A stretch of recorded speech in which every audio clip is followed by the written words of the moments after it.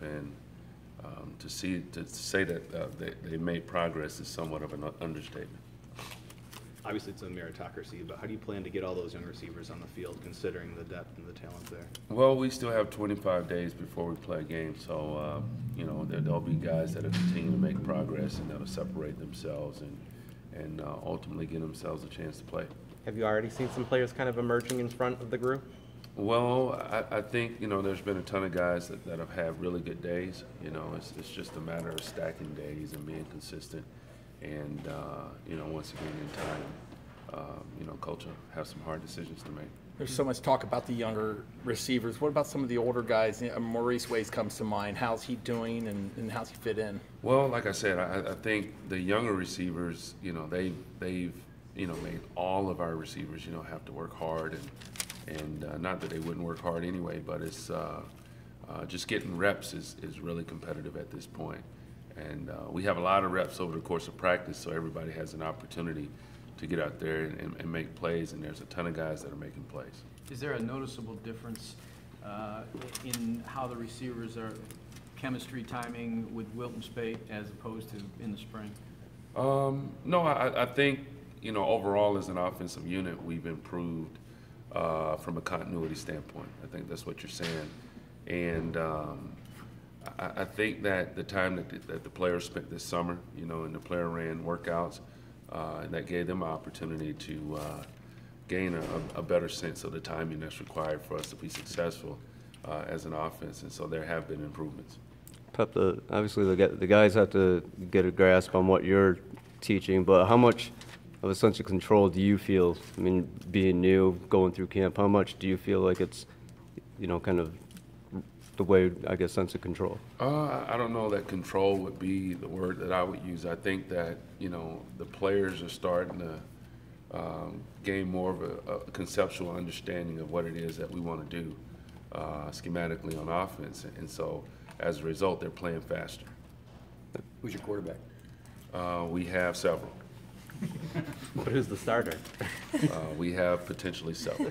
What kind of progress / improvements are you seeing in the quarterbacks as camp progresses? They have a better, they have more ownership of the offense. They have, they're doing a better job of recognizing certain defensive looks. As you guys mentioned, the timing of the passing game, there's marked improvements in the overall passing game. And so, you know, their ability to manage the game has improved. Manage our offense, should I say, it has improved. But there's still a long way to go. We still have a lot of practices ahead of us, and there's still a lot of work for us to do as well. What does Wilton have to do to win the job? What does Brandon have to do to win the job? Are they different things for those two guys? Well, they have to, they all have to execute our offense at a high level. You know, our goal is to score the ball every time we have the ball. And in attempting to do just that, you know, the guy that can manage bad plays, you know, when the play break down and ultimately, you know, mitigate situations where we could have a negative play is the guy that we would hope that could be the guy that could lead our offense. How are the young receivers doing on the blocking standpoint? From a blocking standpoint? Yeah, Coach Hastings and our entire staff, you know, we challenge all our guys to play hard without the ball, you know, just out of respect for your teammate that's carrying the ball. And so that's something that we've always made a point of emphasis. So obviously it's something that they're working hard at. Did you see any improvement from the player-led workouts during the summer when they came in? Well, yes, I mentioned that before. You know, we're not able to watch or be a part of the player-led workout. So, you know, I think the measuring stick was just, you know, the fact that they were able to come in and on our very first practice, we played, all right, we practiced very well considering.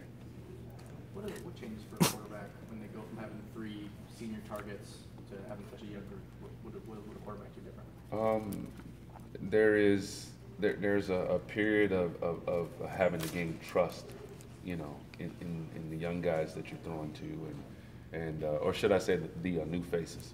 You know, for the quarterback, he can't wait to see guys come open before he throws the football. You know, he has to know and trust that the receiver is going to get to the spot, and so that's the challenge. You know, that's been the challenge, and that's why the time that all of our guys spent together this summer was really important. You know, for us to have a chance to go out here and hit the ground running now that we started camp. Are there certain like routes or plays that you feel like you can't call early since that trust might not be there yet? No comment. You've had about 7 months to work with guys, Wilton, Brandon Peters, John O'Corn, McCaffrey. How have those personal relationships developed? I'm getting them as individuals as opposed to just quarterbacks, and why is that important? You know, I think it, you know, it just took time, you know, for all of us to gain an understanding of what is expected from each of us. And you know, these kids are smart kids. You know, they're smart kids. They work hard, and being successful on and off the field is important for them, and it's important for me to help them to realize their full potential. And so that word trust, you know, amongst coaches and players is something that it just takes time to build and gain. And I think we've taken some steps in the right direction from that standpoint. No, you've had limited time with him, but what have you seen so far, Dylan McCaffrey? Oh, wow, he's a smart kid. He's a smart kid. His football IQ is off the chart. You know, it's really what you would expect from a kid that grew up in a football family. And he's been very impressive up until this point. Pep, you mentioned all the new faces at receiver. You got a lot of them, but they're also, you got a lot of talent. They're Right. more or less. How much of an emphasis has been put on getting more of those guys in the field at once, whether it be a set or whatever it is? You know, I don't know that you can just say that the receiver position has a lot of young talent. I think our tight ends are very talented. I think we have a very talented running back group from top to bottom.